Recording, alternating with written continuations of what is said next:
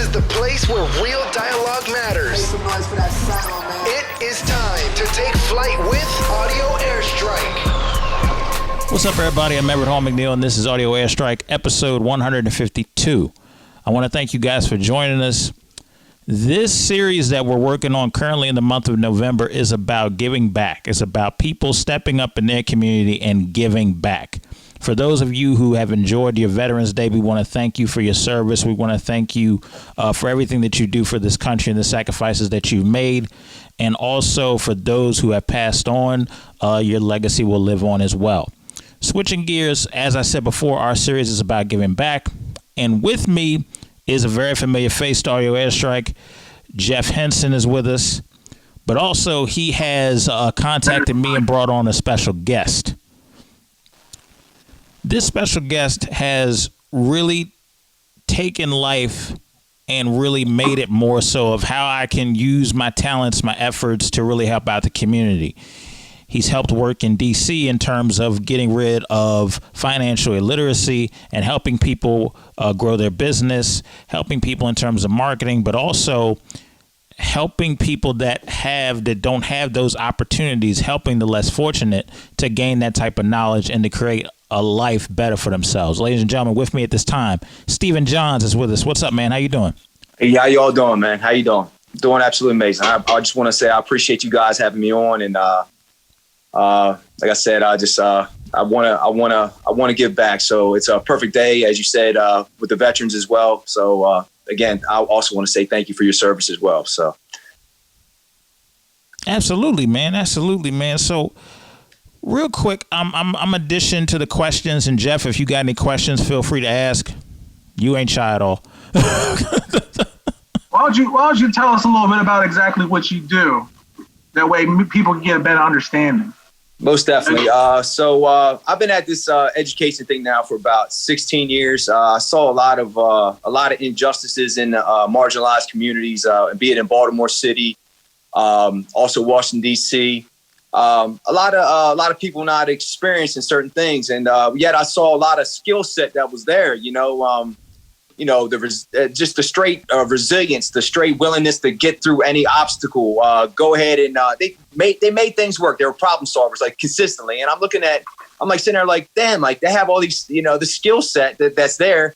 Yet they continue to get themselves in trouble. Yet they got to continue to be dependent upon somebody because they wind up getting themselves in trouble or whatever else may have you. So I'm like, let me go ahead and take the skill set and let me try to work with that and show different experiences, and maybe we can change the product. I'm not all about, I'm not out there trying to change nobody's lives. I can't do that. It's up to them to change their life. So, and some people don't want to change. Some people want to live their life the way they do. And sometimes I find beauty in city life and live in a way that, we're not here to change nobody. It's up to the individual to change themselves. So all I want to do is provide the experience to broaden perspective.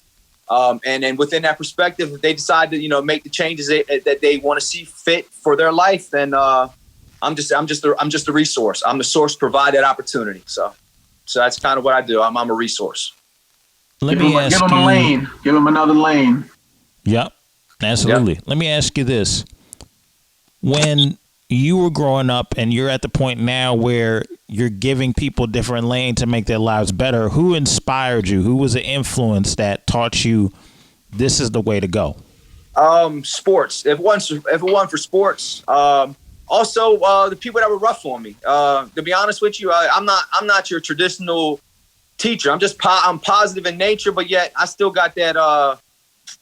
I guess you could say that per se, that street side to me. Like, I'm not going to sit there and I'm not going to sugarcoat stuff. I'm going to give it to you. And I think that I'm authentic to the point to where, I'm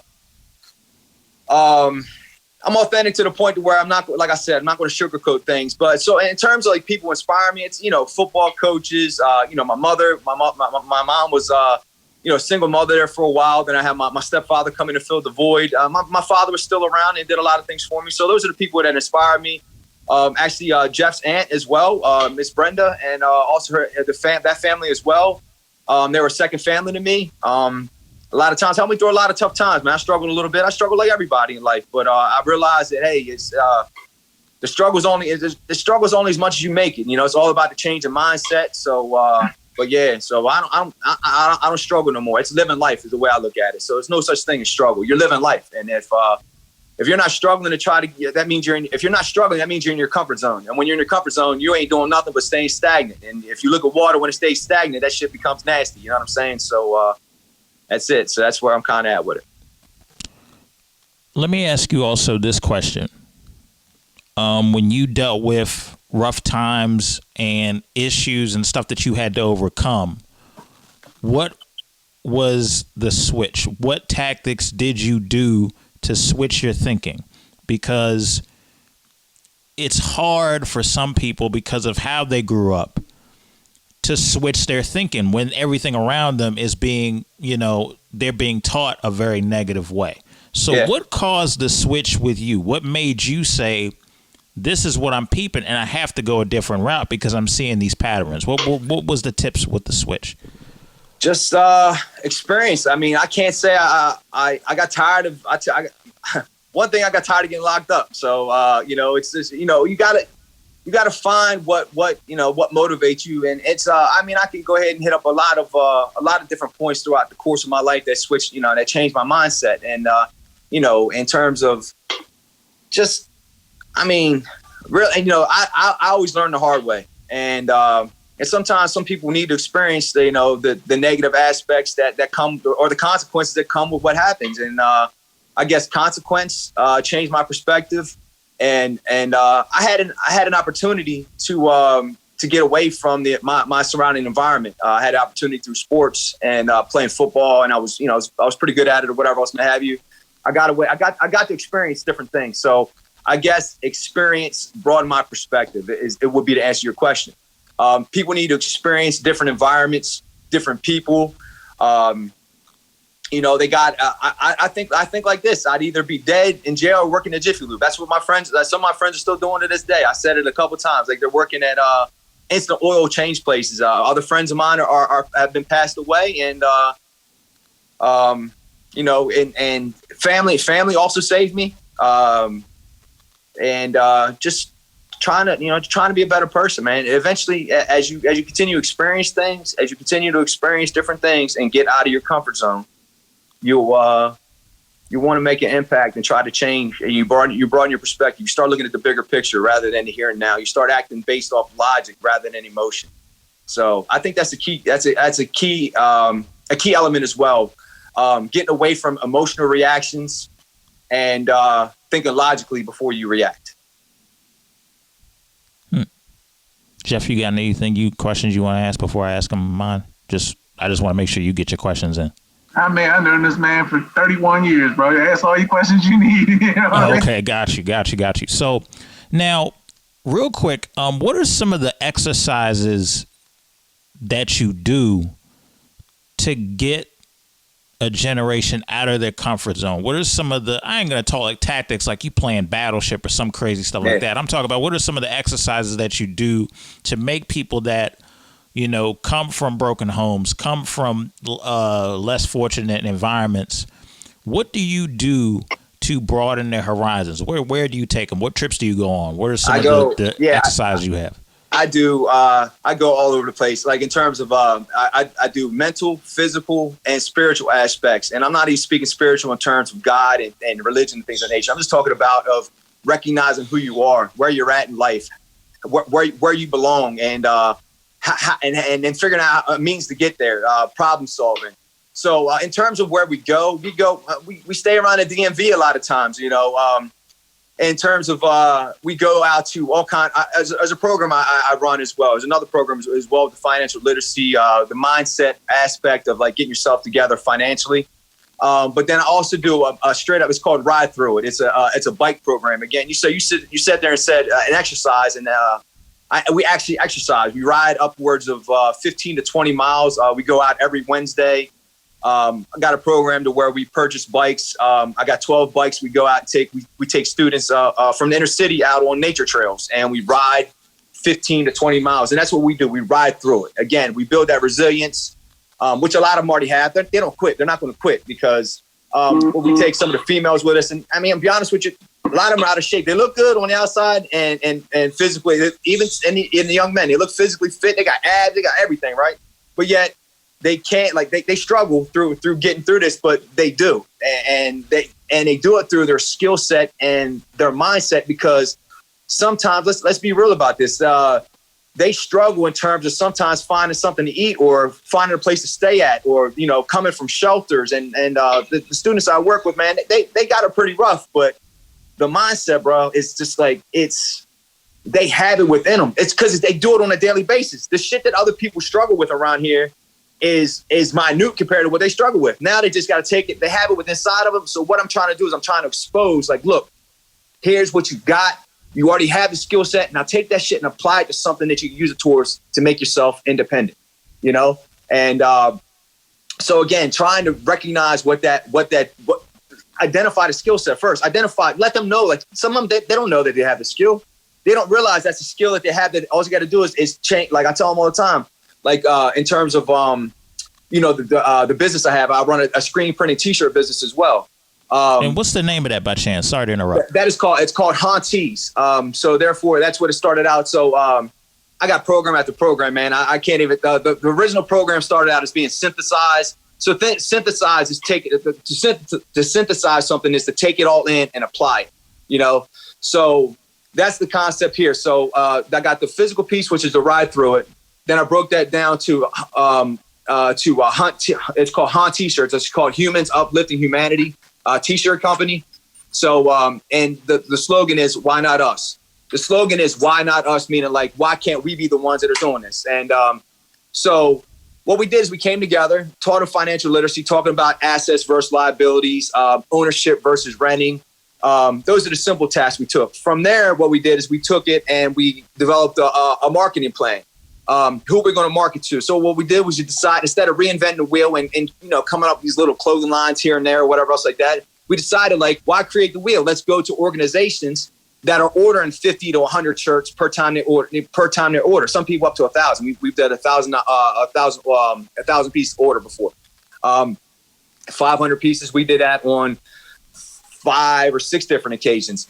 So instead of going and buying, like, you know, nickel and diamond, trying to build our clientele, we already established our clientele. These people already need it. So we started our market plan to where we were going out and we would go to other nonprofit organizations, other schools, and, you know, things of that nature, to where we already had our fan base per se. They wanted their logo printed on something. So we went ahead and said, that's our marketing strategy. From that marketing strategy, then we went ahead and we built a shop from the ground up. So I aligned with, it's called HBI, Home Builders Institute. Which is at our school as well. So we aligned with them, and then we went outside. We built the base to have this big old shop built on pond. And so we built the shop and bought the equipment, and now we're out there making shirts. So, you know, and I had the kids working through each step, you know. So this is the grit, this is the grind that you got to go through in order for this to, you know, for this to happen for you. And now I have 4 actual business owners the model I set up. Nobody's really in ownership. Whoever gets the order, they come and they align with whoever they want to work. If they want to make it, then they got to give, and then whatever orders they get, they fill the orders and they give back 20. They get to keep 80% of the profits, which is unheard of if you're doing that type of business. Even I do all the overhead and keep everything together for them, bookkeeping and everything. And they give 20% back to the shop, which then again I turn around and I use to buy the materials and inks and emulsion, extra screens, or whatever else may have you. So. And then I get. Oh, my bad. Sorry to interrupt. Go ahead. No, go ahead, bro. I didn't hear what your second part was. No, because what you're doing is very, very selfless. To give somebody 80% of profit. Yeah. When you easily could have said, well, 55 or 45 or some percentage where it was like 70-30, you could have easily had said that, but you really want these people to win, so you're willing to take that percentage. Yeah. So the 20%, bro, I make like minuscule, but then if I work on a job and they need me to do something, they got to cut me in. Like I said, in order for me to stay fully invested, they got to invest in me. And that's what I tell them too. Like, look, you invest in me, I invest in you. I'm here, I'm invested. I get paid on the back end. I'm not like, you can only do, once you know your worth, like Joker said it the best, you know, why do it for free? You know, So I have a nonprofit organization, but I don't work for free. And that's what I'm saying. Anybody that gets invested, I do this out of love. That's how I created this stuff. And I would work for free. And I have worked for free before. But once you get good at it, you have to, in order for you to stay fully invested, you have to, you receive something on the back end. The gratification of seeing these kids start a business is priceless to me. But at the same time, for me to stay fully invested, you got to figure out a way to get it. And the way I get paid is through programming. Okay, the same way a computer analyst or whatever else, like whatever the hell they call them, computer programmer. That's what they're called, right? I put together programs for the benefit of I guess, I don't even know what to call it. They're great people to me. I don't want to say less fortunate, because they're not less fortunate, because they have the skill set. You said I often use the term marginalized because, again, they are systemically separated. That's guaranteed. You have to look no further than the prison system to see that that's what it is. You can't tell me 60% of the prison population is African American males. 60% of the population, African American males, right? And they only make up 11% of the United States population. So you cannot. And I'm a man based off facts. So again, so in essence, they're marginalized, systemically marginalized. So that's the way I identify the students in which I work with. But to me, to be honest with you, they're nothing but people. And when I say it, they're good people. And when you work with good people, you're willing to go ahead and knock down walls for them. So, that's awesome, dude. Like, because there are so many. I've literally been in rooms, and Jeff, you know for this for a fact. I've been in rooms where I've seen people just trash inner city people like they that better than them. I'm like, are you kidding me? Yeah. Like, are you kidding me? And then they don't sit over there. They never go down to these hoods and actually figure out ways to help. They don't talk with any community leaders to be like, hey, if there's a helping hand that I could give to help you out, I'm willing to do that. I just want to see people change. They don't do none of that. They sit in front of a TV and bash these people. That has really, really grinded. It's been grinding my gears, especially the past 5 years, especially when the riots were going down here locally. So people aren't paying attention. Some people are not paying attention to the nuances. And it wasn't until, locally we started having, sadly enough, it took a George Floyd incident. It took a Breonna Taylor incident. It took those extreme incidents for people to finally look at city people or marginalized people and be like, okay, there is something that's fishy here. But it's a doggone shame it took to get to that level, and it shouldn't have to. Because the reality of the situation is, and you hit it the nail on the head, people are marginalized also based off their zip code. Yeah. I mean, I've done so much research on this stuff, bro. Like I could present so much stuff. And that's the thing. I'm invested, man. Like I'm invested in changing just the mindset or reprogramming. Not even necessarily. I'm not. This isn't no white man's burden type stuff. I don't know Native American tip. I'm not very sure if you're familiar with with Native American population history as it pertains to that, and how people were trying to come in and how Europeans were coming in to try to civilize people. I'm not on that, man. I love the culture, And some people, I guess you could say, if we're sitting there talking white, black, and all this other stuff, which, again, it is what it is. You cannot deny the simple facts of what's going on, but at the same time, everybody says, and I don't necessarily see that kind of stuff. And matter of fact, I get told all the time, like, I'm in class, or I'm helping students out, or I'm doing whatever I'm doing, or we're working with my programs, and they're like, oh, white people stay on this shit. Like, oh, no offense for Steve. Oh, you black anyways. And I always tell them, like, no, I'm not. Look, look at me. I'm white. I'm white as hell. Like, you can't, but I don't have to look like you in order for you to accept me to be a good person. And that's what, so, and that's what trips me out. And you're right. You're 125% right in terms of it should not take instances for this to be brought to a world stage. It should be, it's upfront and it's very present. And then we get mystified in the facts and like, George Floyd was high on this, Breonna Taylor, was she asleep? Was she not? Yada, yada, yada, all this other stuff, man. At the end of the day, look at the facts, bro. Like it's very simple. Look at the numbers that are associated with it. Like you saw a man get his knee. This dude put his knee in this dude's neck, and we're going ahead. We're still fighting whether or not this dude should go to jail or not. He murdered the motherfucker. Like, it's that simple. So I don't know if I can cuss on this show. I apologize if I can't. But I mean, it's cool. Stuff slips. If you let it slip, is one thing. Just I'm not gonna keep on. I'm not gonna continue on. Like, but it's just like I'm passionate about what I do, and then it's how I've always rolled. I've always been 100% authentic, and like I said, I say it every day in class. There's levels to this shit, and like. And that's why I try to tell them in terms of even like with in terms of where our government works. Like you govern yourself individually all the way up to a national level. We got the election and debate and all this other stuff going on, inauguration. And there's levels to this. And there's the way that you govern yourself individually all the way up to how we govern ourselves as a country. And that's what I'm trying, and that's what I try to instill. If you're a good person by nature and you instill good moral character within you, that's what you learn to expect. And then if that's what you expect, then that's what you'll go ahead and that's what again that's what you'll vote for, and that's what you'll be looking for within other individuals. And then you can go ahead and strengthen your relationships with other people through identifying other people with strong moral characters. So again, and then once you align yourself with strong people with strong moral characters, then again you just start to uplift everything. And it's very positive in the way I speak and things of that nature, but that's really how I live. It's I align myself with good people with good character. And it doesn't, and if anything past that, like if you're a bad person, peace, like deuces, I'm gone. It's that simple. And I won't look back. It's, so that's how I identify with what I do, man. Like it's not rocket scientist. There's nothing extra special that I see myself doing. It's just simple. It started out as a job, then it turned into a passion, like a legitimate, like I love doing this. Like I get up to try to just be a resource. And I think that one of the biggest things that I respect about you off the bat, and this is our first time technically really getting to know each other. I know we didn't see each other's face in passing and hangouts and stuff like that.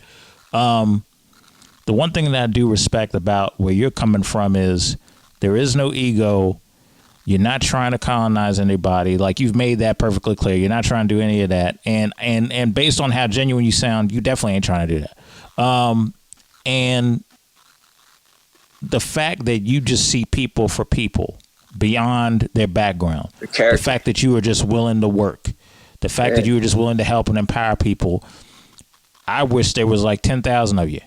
You know what I mean? 10,000 people with your heart. You know what I mean? Because at the end of the day, like that is what it's all about. Like, just this past, just yesterday we had Veterans Day, and we're sitting over here, we're looking at the country as to where it is right now, and there's a lot of negativity going on.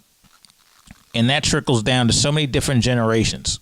And regardless as to what side you're on or what your views are, it affects people depending on how you approach it from a negative standpoint. And if you only focus on your view, you're going to miss the bigger picture. You, my friend, have went above and beyond to see the bigger picture, and not only see the bigger picture, but selflessly bring people forward and be like, look, this is some of the stuff you need to pay attention to and stuff in that regard. Like, I think one of your biggest caveats is talking about finances and educating people on finances, because there's some people that don't, that language is still foreign to some people. Some people, for all they know, it's go get the job, go get money so you can provide for you and your family for years to come. And then maybe when you're old and gray, then you can retire. That's some of them, that's all they know. And I think and people don't realize that the power of finances and the fact that you can use your money in stocks and, or use your money for wholesaling and real estate and use your money for property flipping, or just buying land for pennies on the dollar, or, for like, depending on what zip code you're in, stuff of that nature. Like, you are exposing kids to this, which is huge, because you are changing literally the trajectory of somebody's, entire family line potentially. So I'm honored to have you on the show, because you are not only doing the work, but you're humble about it. You know what I'm saying? You back up what you say. There are people, I guarantee you, if you pointed me to somebody and they were like, if you don't want to take my word for it, talk to him. And I guarantee you that person would say, hey, Steven, help me out with this. I guarantee you, if you probably could point me to somebody that would do that, because you have helped so many, and you're still doing it. And the ride isn't over. You've helped so many people that now it's changing their mindset. It's changing the trajectory in the home. There's a sense of hope in the home. Like, this is how big and impactful what you're doing is. You think, and I know there's some moments you in the grind of doing it, sometimes you thinking, okay, I'm just trying to do what I do. You may think it's a small thing, but from the bigger picture, you are saving multiple generations just by helping out one person. Thank you. I appreciate that, man. And like I said, I don't feel like a lot of times you would get bogged down into teaching, and sometimes you feel like you're spinning wheels. Was a saying that you hear a lot of teachers say. There's not a day that I enter into that building, or obviously, or a day that I go on a virtual learning that I feel like I'm spinning my wheels. There's not a day. There's always progress being made, and I love being. And that's what's killing me the most is the consistent contact and just being like. And I can reflect and shine my light in terms like through virtually, how much the passion and how much I care. But sometimes there's that interpersonal connection or whatever else like that to, just being there and being present with them. Sometimes it can be lost, but again, it's just simply, and I want to make comment on the idea of generational, trajectory and things being passed down. And that's one of my biggest aspects that I see in terms of what happened in, why there's so much dissension, I guess, in the city communities. And a lot of times, let's just be real about it. And I work with 100% African-American community where I work at. And the generations have been so ingrained into trying to just survive and get by. That generational wealth has not been passed down. And, same thing with me, and again, let's move away from the race thing. But, nobody gave me nothing, and I just got to continue. I got to continually grind. Jeff, I know Everett, I don't know, of your particular situation, but Jeff, I know nothing's been handed down to you. You didn't have a car passed down to you. You didn't have a house passed down to you. You didn't have 25, my father just passed away, and I love the man to death, but like, and I love him past death. He's passed away, and it didn't leave me anything. But that doesn't make me love him less, whatever else like that. But then again, it still made me realize, like, look, I want to be able to do that, and hopefully, I can, provide a resource or give some type of motivation, encouragement, a switch of mindset to where, again, how you could say change the trajectory, or be honest with you, I just want to change the perspective. Change the perspective to this is what you want to do and this is where you want to go out and get it, and therefore then once you're out there and you're working hard and you apply that skill set that you already have, you will get it. Yeah. So that's the context which I want to go ahead and present myself in, or the light that I want to shine. Like, look, I am just a resource, and I'm a passionate resource. I'm not a book. I'm not a computer. I'm somebody's going to be in your face trying to tell you, like, look, this is what you have. You possess the skills already. Apply them, if you're willing to, and I tell this to the people I work with, the young men and women that I work with all the time. Like, look, if you put forth the effort, like you think about somebody traps, right? And it's then in the environment that they're willing to put themselves into, standing on corners, being in the trap houses, worried about junkies trying to come take what you got, worried about the man next to you taking what you got, worried about getting locked up, worried about, not making enough to get back, to your plug or whatever else. Whatever, however you want to go ahead. You see all these things, right?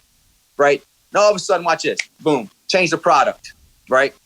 You ain't got to worry about none of that stuff.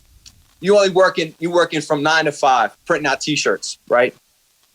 And you're making just as much, if not more. I don't know how many times I've proven this exact case to and I work with some of the people that are released, and a lot of times it's drug offenses and stuff like that in DC. And they're like, "Yo, Steve, you the plug now." They tell me all the time, "Yo, Steve, you the plug now. You the plug." No, I'm not. Look, I ain't even doing that. All I'm doing, I'm ordering shirts from a wholesaler. That's all I'm doing. I'm ordering shirts from a wholesaler, buying you some ink and telling you what to do. That's all I'm doing. They ain't doing nothing, man. Like they simply got to realize it, and they're out there, and they're, instead of standing in the corner emailing. And that's the thing. And they're going hard. And because they see money being made. Once the paper's coming in, the money's coming in, however you want to say it, right? Right. The bag, however you want to call it. Once that's being seen and that's being taken in, they go hard. And when they go hard, they go hard. They be typing hard as anything on the keyboard. So I'm about to get this money. I'm about to get this money. Instead of standing in the corner, trapping. It's all the words mean the same thing. Like sometimes you just got to present the words in that manner. Like I have people investing in the stock market. Like, look, talk to these brokers, talk to the plug. That's what I tell them. That's what I call like stockbrokers. Or looking at analysts. You know, do your research. Now you're doing it. Now you're doing it in the heat. Instead of you sitting there trying to find a corner, trying to fight over a block, stuff that's not even yours, right? Now you're fighting for stuff that is yours. Yeah. And in that situation, man. We've had the big homies come up, try to get us to sell rock for them and shit. I mean, They start passing you out a little bit of money, buying you some shoes and shit, and that's what they do. Yeah. They convince you that that's where where you want to be. They're pulling up in the nice cars. They got all the nice gear on. I've been there. I know all about the shit. I just had a group of people around me, like you, Scott, all my cousins, to mold me to think that shit wasn't cool. It's not. If not, I probably would have been in that same life. You already know. You already know. I ain't gotta explain nothing to you, Jeff. Like I did some stuff that I was perceived as being a good one because I played football in college, this, that, the other. But damn good well, you are who you hang out with, and the people I was hanging out with at that time, I was running with Mitch nonstop. I was doing, I don't like to. Sometimes I don't like talking about. It's not cool. It's not. That's not cool. I was doing my thing, But I did it. I was doing it behind the scenes. I had a little facade in front of me doing whatever. And I was trying to, but I could do it and I could fall back, do it and fall back because I had another experience. I had something else to go to, whereas Mitch didn't have something to go back to. He was stuck and he got stuck in the trap. And the next thing he couldn't provide. And then his whole bravado and, his ego, stuff like that. He was the man. He really was the man. The way you looked up to your uncle, he was the man. Right. So he was, or he he had that vibe about him, and everybody looked to him. And once things started sorting out and stuff like that, and he couldn't provide or whatever else like that, and he wasn't necessarily the man.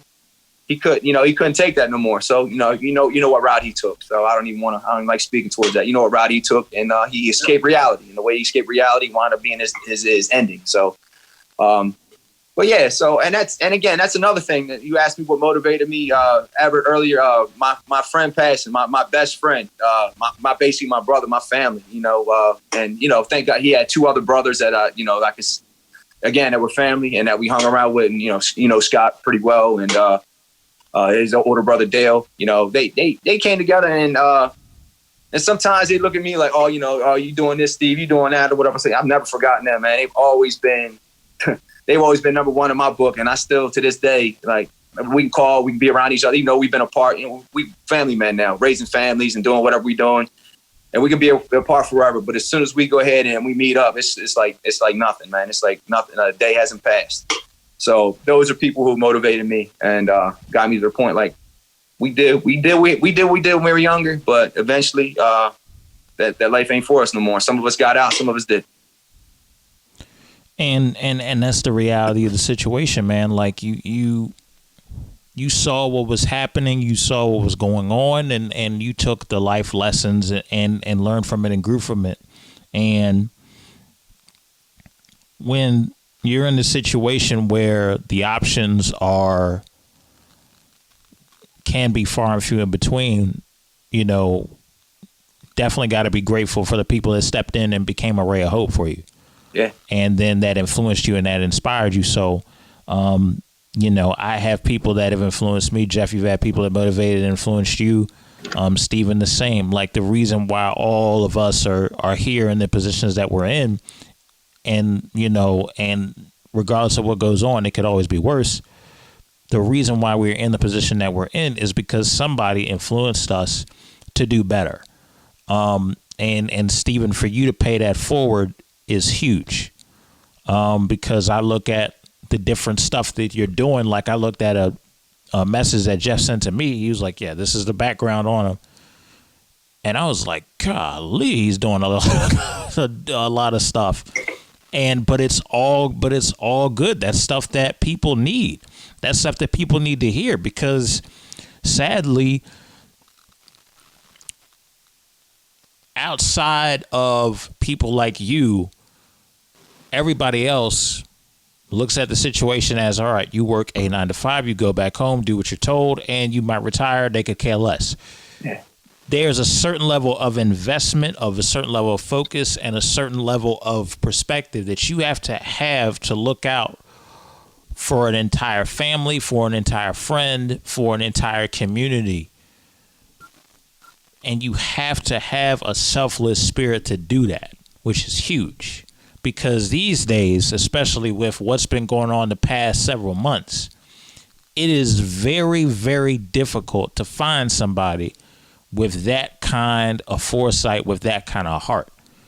And that's why when we're doing this series, this Giving Back series for the month of November, the people that I'm highlighting are doing these things. They have that heart. Stephen, you have that heart. And I can tell by the passion in your voice, the stuff that you've opened up to and have talked about, this is something that you are passionate about and you are greatly invested in. Because when I look at the different stuff that you're doing, like you are creating business infrastructure and teaching them business infrastructure in a way that they'll understand. So now the street smarts that they had no choice but to learn in order to survive is now mixed with the corporate business side of what they need to know when they go for the CEO job position in the future. So when they go and they ended up being on the board potentially, when they go through and they're a manager at a such and such corporation, these are things that they can put two and two together. Like I said, so, I wish there was 10,000 of y'all, but go ahead, go on to your point. That. But yeah, so again, you just made a point. Another one of my slogans that I've used in the past is turning street smarts into Wall Street smarts. So I kind of coined that phrase as well. And that's exactly what they're doing. And a lot of times, another thing I see that I want to speak on in terms of, a lot of times people have a tendency, and you keep on saying there, wish there's 10,000 people like me. And that resonates with me, man. That means a lot. Again, it just, I hope my character lives on and I pass down through a legacy in terms of being a motivational type person, a positive person, and one that, it impacts again like generations. I hope that does resonate through. And a lot of people might not admit that, like, I'll just do it for whatever. No, I want it to last. And I want my name to be spoken when I'm gone. In terms of I help them out, and and that would be, that's kind of what it's about. And sometimes, the money can be good. Sometimes I cannot lie with the programs and stuff like that, but I'm getting paid from. And the thing is that's another aspect I want to speak on. They have all these foundations and stuff like that a lot of times they think money is the fix. Money is not the fix. Money is not the fix at all. They keep on throwing all this money at these programs, and yet the problems are still there. I can't tell you how much money has Bill Gates, per se, put out last year. Mark Zuckerberg, how much money have they put out in the past 10 years of their life? They've put out $500, $600, $700 million between the two of them. Yet we still see the same problems. What we need is the people that are on the front lines, get the money directly, like cut out all the middlemen. You give all this money to these foundations, and yet or these nonprofits, and you have huge high rises in the middle of the city that they pay $7,000, $8,000, $20,000, $40,000 a month in rent. That this money, that for these high rises, or they have a luncheon, where they're sitting there having all their people come around, and they have a big lunch one day that costs $4,000 or $5,000. Get that money directly to the community. Get that money directly to the front lines. And how much could that actually help out within the community right there? So a lot of these philanthropists need to start paying attention to where this money's going to. And you have all this red tape and these regulations. And sometimes that's what stops these people that are on the front lines from, completing these tasks, because they're not being invested in. Yet what is being invested in is, these major corporations running these things, and CEOs of this big high-rise building of Goodwill, I guess you could say. Even take Goodwill, for example. Like, they get millions upon millions of dollars based off selling other people's clothes, and yet what are they doing? What are they actually doing in the communities? What are they doing? I ask that question. What are they doing? Yet you have people like, you and I, you're shedding light on this. I'm sure you're out there doing something. There's a reason as to why you want to do this. You see the benefit of having people like myself, Jeff, and people like that have lived and experienced these situations. To, why not pay the people that have, even with politicians, why not have the people that experience this life? Why aren't people that live and that were raised in Ward 8 in D.C., or in the projects of Baltimore, why aren't they the people that are representing their communities? And so therefore, why aren't the people that are on the front lines receiving the money to actually go back in and help the communities? Yet they go ahead and try to hold them out based on certifications and everything else. It's just, again, mind-boggling to me, man. So it seems like such common sense to you or I, you know, yet it's this big perplexed question or diluted through government as to why we can't make these changes. It's so evident. It's sickening. It's such a common sense approach to making impactful perspective changes, I guess you can say. Because like I said, I hate using the word change. I'm not trying to change nobody. It's only up to the individual. The only person I can change is me. I can't change my kids. I can't change my wife. I can't change my family. I can change the living conditions they live in. You know, I can change the environment they're around. I can change the school they go to, whatever. But at the end of the day, they're the ones making the decisions. You know, I'm not trying to change nobody, but what I am trying to do is I'm trying to provide a resource to provide a different experience for perspective analysis to then, if they want to change, then they can change. You know, we can only be sources. That's all we can be. You know, at the end of the day, the mindset shift, the change, whatever else has to come from the individual. And all we can do is provide an experience that broadens perspective. And once that perspective is broadened, then eventually that's what needs to happen. That's what they need to see these things. I work with kids that are from 20 to 24 years old. Primarily that's the average age group. I work with people all up to 55, but I stay within the age range of mainly 20 to 24 years old. Some younger, 17. That's the youngest people population. Actually, no, I work with the high school too. So from 14 all the way up to 24, pretty much, and some older people as well. But I work with these people and a lot of them haven't been out of their communities in the 20 some odd years they live. Some of them haven't been out of DC. You know, I'd say more than a handful of people I've worked with in the past year haven't been out of their communities. You know, and that's if that's all you see, that's all you do. You know, so. I'm sure you've experienced people that lived in Baltimore that haven't been out of Baltimore City, you know? And, how can, if somebody has an experience different, some people don't even realize that selling drugs is bad. You know what I'm saying? Like, some people don't even know that. Because if that's all you're around, that's all you've done, that's what your family's done, that's what's been passed down to you, then that's a life. That's a lot of times that's the life you lead. Same thing with racism, you know? If your family's a racist piece of trash, whatever else like that, and that's what's been passed down to you, some people haven't experienced any different. So within that experience, don't even know why they're in the situation they're in. Yeah. You know how many people I've talked to that don't even know what redlining is? African Americans do not know what redlining is. I'm talking my age. This is my age group. You're 31 years old. You don't know what redlining is? Mention the word gentrification. Huh? What?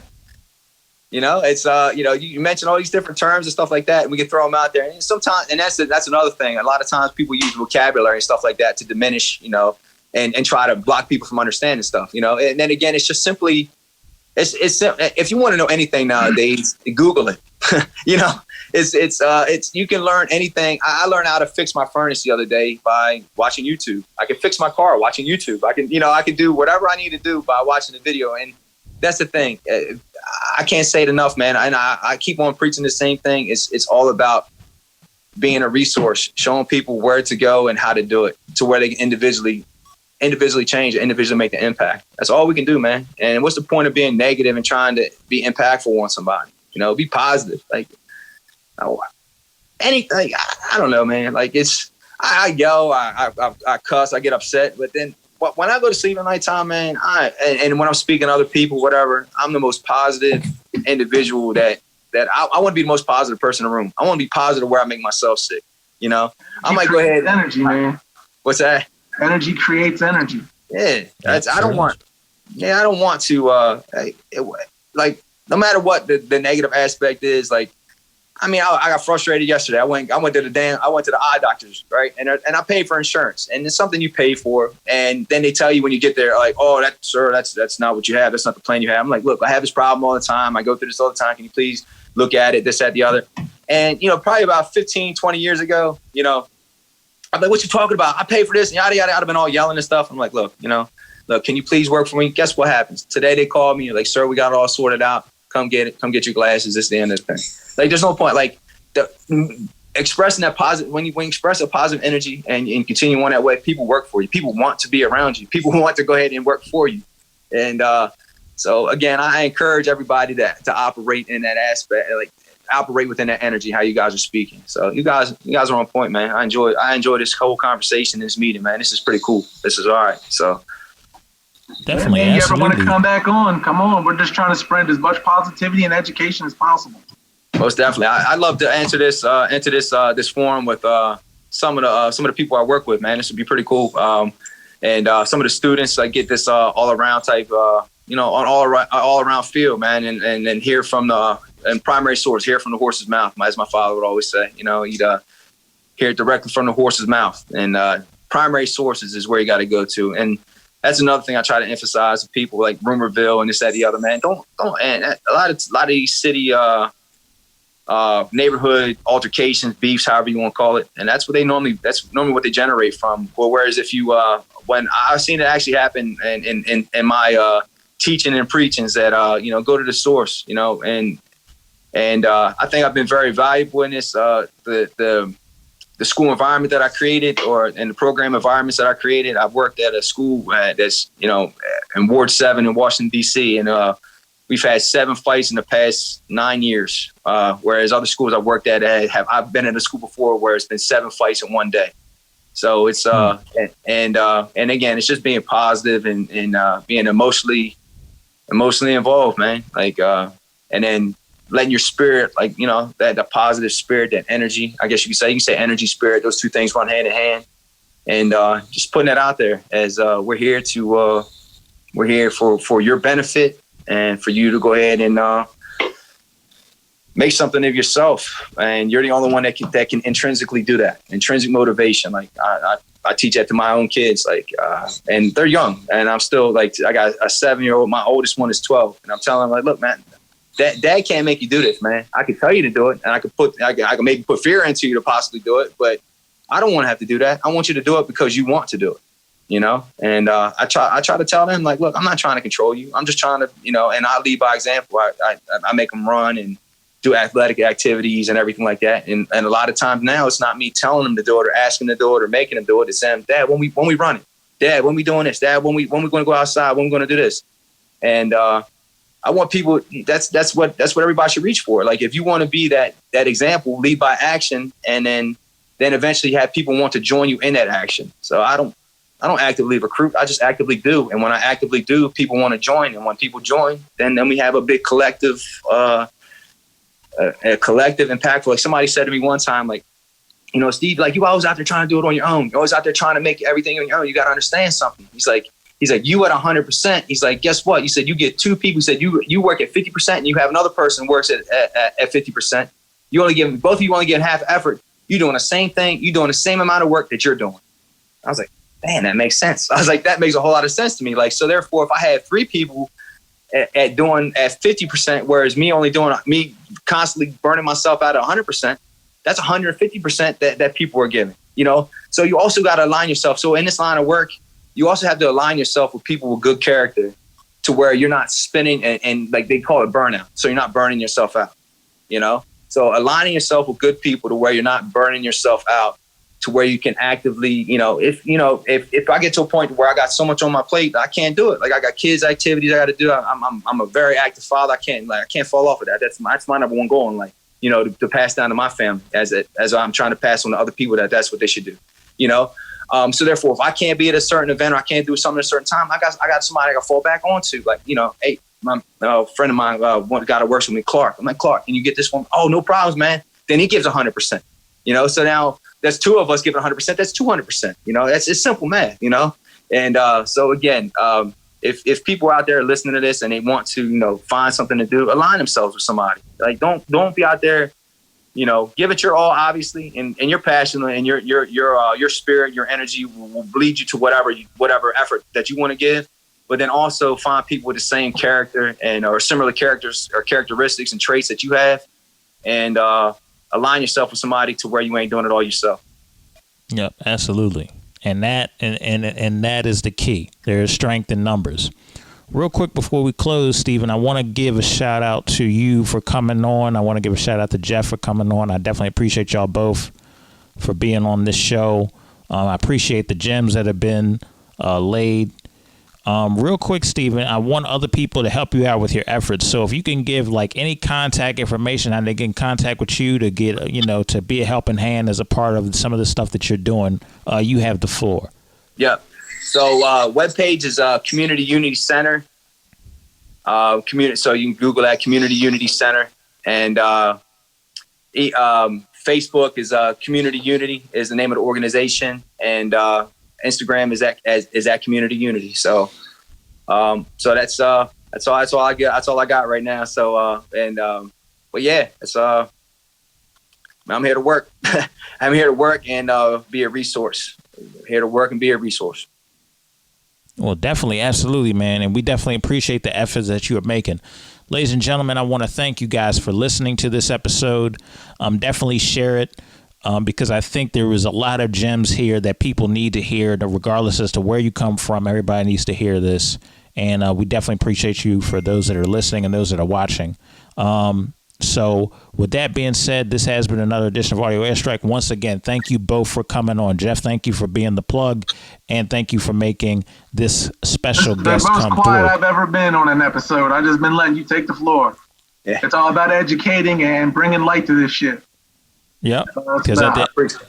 And this is one of them episodes I've been a little bit quiet too. I added my a little bit light opinion here and there, but I ain't been like full blown all over the place. So definitely, man. For those of you that want to hear more, we will be doing this Taking Back series throughout the month of November. We'll have video, we'll have audio for both. So next week I'll have another guest on that is also helping out the community. And to leave you in suspense, you're going to have to tune in to find out who that is. With that being said, this has been another edition of Audio Airstrike. Until next time, everybody, y'all take care.